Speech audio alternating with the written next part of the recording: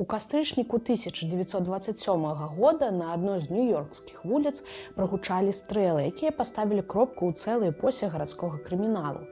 Куля ў скроню забіла Джэйкаба маленькага Огі Органа, які ўвасабляў старую мадэль крымінальнага свету з вулічным гвалтам. Яго смерць адкрыла шлях новай, больш цынічнай і сістэмнай мафіі. Мяне зовут Наста, гэта палатно, і зараз вы пачуеце гісторыю нью-йоркскага гангстера родам з Мінска.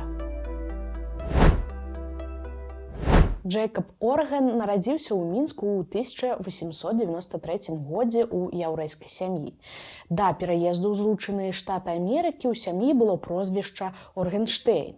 Джэйкаб апнуўся ў Амерыцы ў маладым узросце і сталеў на нью-йоркскіх вуліцах, на якіх пашыраўся і працоўны рух, і мафіёзныя групоўкі. Пра яго жыццё на беларускіх землях не захавалася ўспамінаў. Ужо ў пачатку 1910-х гадоў Джэйкаб Орган стаў вядомым рэкетірам у арганізацыі гангстера Бенджаміна Файна, які быў адным з першых лідараў яўрэйскага крыміналітэту ў Нью-Йорку. Файн фактычна стварыў працоўны рэкет у Нью-Йорку. Гэта была сістэма, якой прафсаюзы і прадпрымальнікі карысталіся паслугамі бандаў, у першую чаргу сілавымі паслугамі. Файн, як і многія крымінальнікі, што ўдзельнічалі ў працоўным рэкеце, часцяком працаваў на абодвы бакі канфлікту. Яны дапамагалі фабрыкантам і прафсаюзам. У некаторых выпадках гэта адбывалася адначасова. Асноўным прыбыткам для такіх груповак складаў рэкет у швейнай індустрыі. У 1911 годзе Орган стварыў уласную банду, якая называлася Little Oggies – маленькія Огі. Сам Джэйкаб да гэтага часу ўжо меў мянушку маленькі Огі. Гісторыю арганізаванай злачыннасці ў швейнай індустрыі Нью-Йорка да сярэдзіны 20-х гадоў можна характарызаваць як эпоху вулічных наймітаў. Гангстэры выступалі медыятарамі ў канфліктах, калі яшчэ не існавала стабільных юрыдычных механізмаў для ўрэгулявання спрэчак. Мадэль працы груповак, у тым ліку для банды Органа, была простай. Яны прымянялі гвалт, часова дамаўляліся з бакамі канфлікту і заўсёды працавалі на тых, хто больш заплаціць. Орган вельмі хутка зразумеў, як працуе гэта формула, таму стаў адной з галоўных фігур гэтага свету. У 1917 годзе з турмы выйшаў галоўны канкурэнт Джэйкаба Нейтан Каплан па мянушцы Кід Дропер. Ад гэтага часу пачалася крывавая барацьба за кантроль над рынкам працоўнага рэкету. У 1919 годзе Джэйкаба пасадзілі ў турму па абвінавачванні ў рабаванні, што дазволіла Каплану часова ўмацаваць пазіцыі. У 1923 годзе Орган вызваліўся і аднавіў свой уплыў. У тым жа годзе Нейтана Каплана забіваюць, а Джэйкаб атрымлівае поўны кантроль над працоўным рэкетам Нью-Йорка. У 1925 годзе Орган разам з яшчэ адным гангстэрам Джэкам Даймандам, які стаў яго партнёрам да канца жыцця, уключыўся ў бутлегерскі бізнес. Яны пастаўлялі алкаголь у брадвейскія клубы.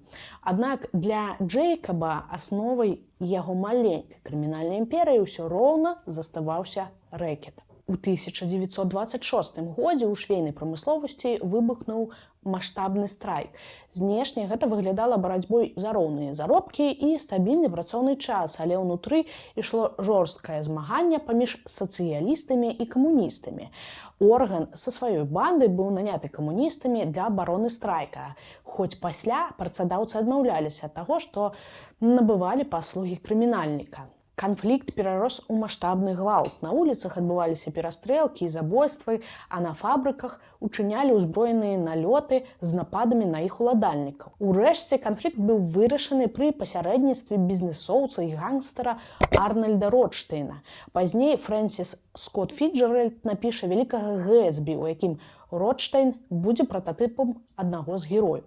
Ротштейн праз двух іншых крымінальнікаў, Луіса Лепкі і Майера Ланскага, Ланскі быў таксама ураджэнцам Беларусі з Гродна, перадаў, што Джэйкабу лепш адмовіцца ад старых метадаў вядзення бізнесу, а менавіта адмовіцца ад вулічнага гвалту і перайсці да сістэмнай інфільтрацыі ў прафсаюзы.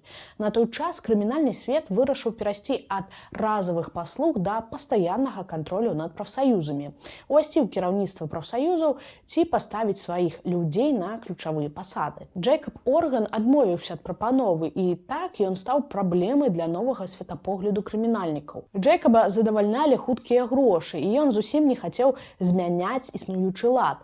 Ён увасабляў старую мадэль вядзення бізнесу, ствараў шмат шуму, сеяў гвалт на вуліцах. У сваю чаргу крымінальны свет пераходзіў да карпаратыўнай мадэлі, у якой месца для маленькага Огі не знайшлося. 15 кастрычніка 1927 года ў Нью-Йорку Орган і Даймонд былі абстраляныя з аўтамабіля. Джэйкаб загінуў ад стрэлу ў скроню, а Даймонд перажыў напад. Лічыцца, што напад арганізавалі былыя паплечнікі Органа Луіс Лепкі і Джэйкаб Шапіра. На момант смерці Джэйкабу было 33 гады, але на магіле пазначаны іншы ўзрост – 26 гадоў. Сям'я лічыла яго памерлым з моманту сыхода Джэйкаба ў крымінальны свет. Бацька адрокся яго яшчэ ў 1919 годзе. У Джэйкаба Органа засталася жонка Ханна і аднагадовая дачка Саллі. Дзякуй, што былі з намі, гэта палатно. Калі вам спадабалася гэта відэа, абавязкова стаўце лайкі і пішыце каментарыі. І расказвайце пра нас сябрам. Далей яшчэ цікавей.